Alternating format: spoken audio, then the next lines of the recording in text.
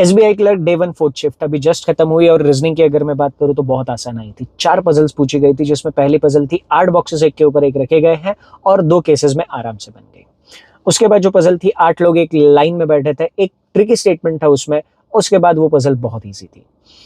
फिर एक flat and floor की बेहद आसान पजल 2 पॉसिबल केसेस में आराम से बन गई और फिर उसके बाद एक अनसर्टन लीनियर अरेंजमेंट 3 क्वेश्चन जिसके ऊपर पूछे गए थे। इसके बाद मिसलेनियस में ब्लड रिलेशन पर 3 क्वेश्चन, थोड़ी सी ट्रिकी कंडीशन उसमें यूज करी थी।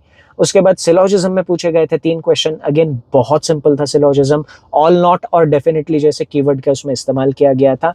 और फिर इनइक्वालिटी के 3 से 4 क्वेश्चन हमें पूछे गए थे। उसके बाद एक नंबर सीरीज पूछी गई थी जिसमें सारे के सारे डिजिट्स थे और उन डिजिट्स के ऊपर हमें सवाल पूछे गए थे।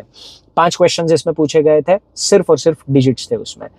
एक्सोर्सिज्म इस वर्ड में पेयर्स काउंट करने थे और एक ऑड वन आउट का क्वेश्चन था। बाकी मेमोरी बेस्ड क्वेश्चंस हम डिस्कस करने वाले हैं।